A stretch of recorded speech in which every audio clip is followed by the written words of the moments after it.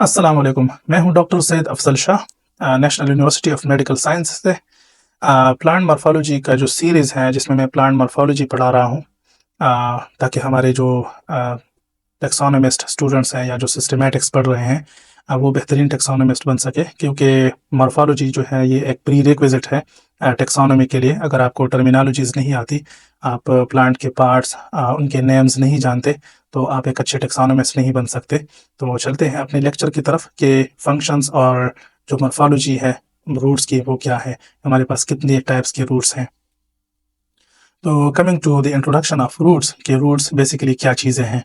Roots जो है ये इरेगुलरली ब्रांच करते हैं, इनकी ब्रांचिंग जो है उसमें कोई पैटर्न नहीं पाया जाता, और जहाँ जहाँ पर रूट्स को एक ज़रूरत फील होती है वहाँ पर ये ब्रांचिंग कर लेते हैं। इसमें पैटर्न की कोई ज़रूरत नहीं होती। ये शॉर्ट डिस्टेंसेस में भी ब्रांचिंग कर लेते हैं और लॉन्ग में भी कर लेते हैं, और ये इस बात पर डिपेंड करते हैं कि फूड का जो सोर्स है या पानी का जो सोर्स है वो कितना दूरी पर अवेलेबल है। तो इसी वजह से कहते हैं कि इसमें कोई पैटर्न नहीं होते और ये इरेगुलरली ब्रांच करते हैं। देखिए, एक रूट जो होता है वो मेन रूट होता है, और एक रूट वो होते हैं जो लेटरली निकलते हैं मेन रूट से। लेटरली जो साइडों पर निकलने वाली रूट्स होते हैं वो स्टेम के अंदर जो खोलिए जो टिश्यूज होते हैं उनसे निकलते हैं। स्पेसिफिकली वो टिश्यूज जो एंडोडर्मिस और पेरिसाइकल कहलाते हैं, वहां से ये रूट्स निकलते हैं। लाइकोफाइट्स एक तरह के टेरिडोफाइट्स हैं, सिलेजेनेरा इनकी एग्जांपल्स हैं। तो इन प्लांट्स में कैसी ब्रांचिंग होती है, उनमें जो एपिकल मेरिस्टेम होता है, जो एक्टिवली डिवाइडिंग रीजन होता है स्टेम का, वहाँ से ही ब्रांचिंग होती है। और इस तरह जो एंजियोस्पर्म में जो लेटरल ब्रांचिंग होती है इस तरह नहीं होती, बल्कि एपिकल मेरिस्टेम से ही ब्रांचिंग होती है। तो ये एक यूनिक फीचर है लाइकोफाइट्स का। जाइलम और फ्लोएम जो है ये सेंटर में पाए जाते हैं रूट्स के। बाकी एनाटॉमी जो है वो हम डिटेल से यहाँ पे डिस्कस नहीं करेंगे। कभी कभी ये भी होता है कि ये जो पिथ है, जो सेंट्रल एक पार्ट होता है, एक सेंट्रल टिश्यू होता है रूट्स का, वो मिसिंग होता है रूट्स में से। चूंकि रूट्स के ऊपर कोई लीव्स नहीं निकलते, इस पे पत्ते नहीं निकलते, तो लिहाजा इनमें नोड्स और इंटरनोड्स की ज़रूरत नहीं होती। वो स्टेम के ऊपर पाए जाते हैं और रूट्स में ये कैरेक्टर मौजूद नहीं होता। दूसरा ये कि जो रूट्स का कॉन्सेप्ट है, रूट्स अमूमन अंडरग्राउंड पाए जाते हैं, लेकिन ये नहीं कि हमेशा अंडरग्राउंड पाए जाते हैं। ऐसे रूट्स की भी मिसालें हैं जो कि अबव ग्राउंड भी निकलते हैं। अब आते हैं फंक्शन की तरफ कि रूट्स का जो फंक्शन है वो क्या है।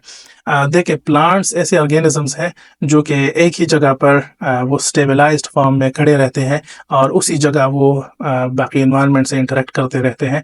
इकोसिस्टम में जो उनका रोल है बेसिकली वो फोटोसिंथेसिस करना है। उसके लिए उनको ज़्यादा मूव करने की ज़रूरत नहीं होती, बल्कि लाइट जिस जिस जगह तक पहुंचती है वो उसी जगह पर रह के ही थोड़ा सा मूवमेंट करके अपने पत्ते उनके सामने करते हैं, जो सन रेज होते हैं उनके सामने करते हैं, ताकि फोटोसिंथेसिस कर सके।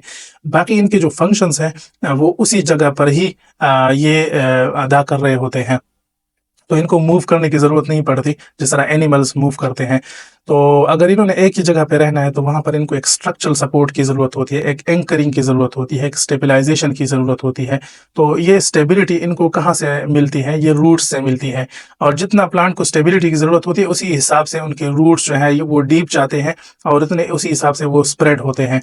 तो आम हालात में आम नॉर्मल जो वाटर फ्लो हो या नॉर्मल विंड्स चल रहे हों, तो उनको जो रूट का सिस्टम है जो एंकरिंग प्रोवाइड करते हैं उनके लिए वो काफ़ी होते हैं। लेकिन कभी कभी ऐसे आफात आ जाते हैं जिस तरह से फ्लड्स हैं या फिर बहुत तेज़ हवाएं चलती हैं, तो बाज़ जो कमज़ोर रूट्स वाले पौधे हैं वो उखड़ जाते हैं। लेकिन जो मेन फंक्शन है रूट्स का प्लांट्स के लिए वो ये है कि वो उनको एंकर प्रोवाइड करते हैं।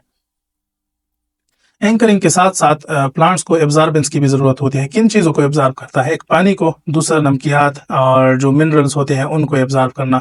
पानी भी एक अहम जुज़ू है लाइफ का, और दूसरा ये कि मेटाबॉलिक जो प्रोसेसेस चल रही होती है प्लांट्स के अंदर, जो सेल की रिक्वायरमेंट्स होती हैं उनको पूरा करने के लिए मुख्तलिफ़ किस्म की सॉल्ट्स चाहिए होती हैं, मिनरल्स चाहिए होते हैं। ऑर्गेनिक फूड भी ये एब्जॉर्ब करते हैं। तो तीसरा इसका फंक्शन है स्टोरेज का। किन चीज़ों को स्टोर करना? एक तो पानी को स्टोर करना, जब प्लांट्स को ज़रूरत पड़ जाए ऐसी जगहों में जहाँ पर ड्राउट्स हों, खुश्की हो, तो वहाँ पर बाज़ औक़ात में उनको स्टोर्ड वाटर की ज़रूरत पड़ सकती है। दूसरा, एनर्जी सोर्स के लिए उनको क्या स्टोर करना पड़ता है? कार्बोहाइड्रेट्स। कार्बोहाइड्रेट जो मालिक्यूल होते हैं उनमें एनर्जी जो है स्टोर होती है, तो उस एनर्जी को यूटिलाइज़ करने के लिए एट अ लेटर स्टेज जो प्लांट्स हैं ये इन कार्बोहाइड्रेट मालिक्यूल्स को स्टोर करते हैं। इसके अलावा जो रूट्स हैं वो स्पेशलाइज्ड एडाप्टेशंस भी करते हैं, जिस तरह एडवेंटिशियस रूट्स हैं या एरियल रूट्स हैं या हॉस्टोरिया हैं। इन टाइप्स को हम आगे डिस्कस करते हैं काफ़ी डिटेल से। नाउ एडिशनल रूट फंक्शंस, ये जो पिछले स्लाइड पे हमने फंक्शंस डिस्कस किए, ये प्राइमरी फंक्शंस है। ये तमाम रूट्स ये फंक्शंस करते हैं, लेकिन इनके अलावा कुछ एक्सेप्शंस हैं, जिस तरह फोटोसिंथेसिस है। कुछ एपिफाइटिक जो ऑर्किड्स होते हैं, ऑर्किड्स वो प्लांट्स हैं जो फैमिली ऑर्किडेसी से ताल्लुक़ रखते हैं, बहुत खूबसूरत पौधे होते हैं, तो उनमें जो रूट्स हैं वो फोटोसिंथेसिस का भी इवन काम करते हैं। दूसरा ये कि होस्ट टिश्यूज़ में पेनिट्रेशन का काम। तो ऐसे पैरासिटिक प्लांट्स जो कि जिनको ज़रूरत होती है कि होस्ट सेल के अंदर अपनी बॉडी को पेनिट्रेट करें, तो वो स्पेशलाइज्ड फॉर्म्स ऑफ रूट्स इस्तेमाल करते हैं इस पर्पज़ के लिए। तीसरा इसका एक एक्सेप्शनल जो वर्क है वो ये है कि स्ट्रक्चरल सपोर्ट प्रोवाइड करना ऐसे प्लांट्स को जो कि जिनका अपना रूट सिस्टम भी हो अंडरग्राउंड, लेकिन उनको अबव ग्राउंड भी ज़रूरत पड़ती हो, जिस तरह के बेनियन ट्रीज़ हैं। ये फिग्स या इंजीर है, उसका एक किस्म है फाइकस बेंगालेंसिस। इसके अलावा गैसियस एक्सचेंज का काम करना, मैंग्रोव्स में ही न्यूमेटोफोर्स ऐसे स्पेशलाइज्ड रूट्स हैं जो कि गैसियस एक्सचेंज का काम करते हैं। Now coming to the types of roots, types जो है वो मेजर कोई 5-6 किस्म के हैं। तो उनमें सबसे पहले जो है वो एडवेंटिशियस रूट्स हैं। एडवेंटिशियस रूट्स क्या हैं? ये वो रूट्स हैं जो एम्ब्रियो से नहीं निकलते। एम्ब्रियो से एक मेजर रूट निकलता है वो, लेकिन वो ये नहीं है। ये वो रूट्स हैं जो कि जब प्लांट काफ़ी हद तक डेवलप हुआ हो, बड़ा हो गया हो, उस वक़्त ये निकलते हैं। इसकी एक मिसाल है जो मकई का पौधा है, उसके अगर आप पहला, दूसरा, तीसरा या इवन चौथा जो उसका नोड होता है उस पर ये जो रूट से निकलते हैं, तो ये मिसाल है एडवेंटिशियस रूट्स की। दूसरा है एरियल रूट्स। एरियल रूट्स वो रूट्स हैं जो कि हवा में होते हैं, अंडर अबव ग्राउंड होते हैं, और या पानी से ऊपर होते हैं। जो पौधे पानी के अंदर पाए जाते हैं, तो पानी का जो सरफेस है उससे ऊपर होते हैं। ये अमूमन ब्रांचेस से लटक रहे होते हैं। ये या तो हवा में बिल्कुल लटक रहे होते हैं, और या फिर ये जब ज़मीन तक पहुँचते हैं तो फिर भी पहुँचते ही ये ज़मीन में अपना जो ओरिजिनल फंक्शन होता है रूट्स का, जो एब्जॉर्बेंस का काम करते हैं, तो स्ट्रक्चरल सपोर्ट के साथ साथ ये एब्जॉर्बेंस का भी काम शुरू कर देते हैं। और या फिर उन्हीं जो रूट्स हैं उनको अगर कट किया जाए ऊपर से, तो एक नए पौधे में भी डेवलप हो जाते हैं। तो ये भी रूट्स का एक स्पेशलाइज्ड फंक्शन है। तो इसकी मिसाल भी बेनियन ट्री है जो फाइकस बेंगालेंसिस है, और इसी तरह ऑर्किड है, डेंड्रोबियम, उसमें भी इस तरह के एरियल रूट्स पाए जाते हैं। फाइब्रस रूट्स, ये यूनिफॉर्मली ब्रांच नहीं होते, और इसकी जो मिसाल है वो ट्रिटिकम एस्टिवम है, वीट है, और ये काफ़ी वाइडली स्प्रेड होते हैं। एक और जो टाइप्स ऑफ रूट्स हैं वो फ्लैशी रूट्स हैं। फ्लैशी रूट्स ये इसी वजह से फ्लैशी होते हैं क्योंकि ये स्टोरेज ऑर्गन्स होते हैं, स्टोरेज का काम करते हैं। वंस अगेन ये क्या करते हैं कि वाटर को, पानी को, और दूसरा ये कि कार्बोहाइड्रेट मॉलिक्यूल्स को, इनको स्टोर करने के लिए, कार्बोहाइड्रेट्स को पर्टिकुलरली एनर्जी के लिए। तो जब इन्होंने हार्श टाइम्स को सर्वाइव करना हो तो उस वक्त ये पानी और कार्बोहाइड्रेट्स का इस्तेमाल करते हैं। तो इस किस्म की रूट्स की जो सबसे कॉमन एग्जांपल है हमारे पास वो कैरेट की है। कैरेट जो है डॉकस कैरोटा, जो फैमिली एपिएसी से ताल्लुक़ रखता है। फिर हमारे पास एक और किस्म की रूट्स हैं एपिफाइटिक जो, और पैरासिटिक जो प्लांट्स होते हैं, जिस तरह कस्क्यूटा है जिसको डोडर कहते हैं।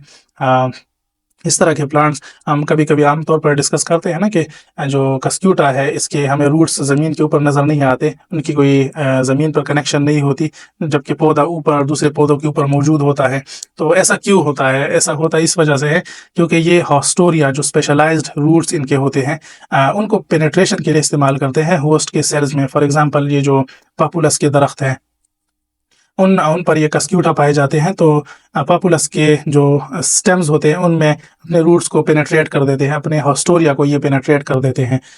और न सिर्फ ये पेनेट्रेट करते हैं, स्ट्रक्चरल सपोर्ट उधर से हासिल करते हैं, बल्कि वहाँ से ये अपनी खुराक भी हासिल करते हैं, पानी भी जज़ब करते हैं।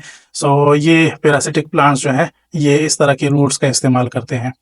फिर हमारे पास जो सबसे आखिरी रूट है, और ये सबसे कॉमन रूट का किस्म है, टैप रूट सिस्टम।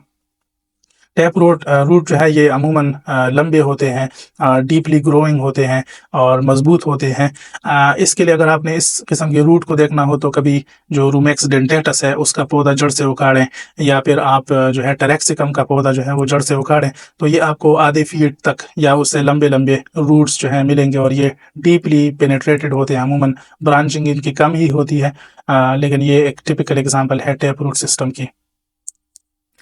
तो थैंक यू सो मच। और इसके साथ साथ एक एडिशनल नोट ये है कि रूट्स जो है ये ग्रासेस में ज़्यादा इंपॉर्टेंट होते हैं from taxonomic point of view.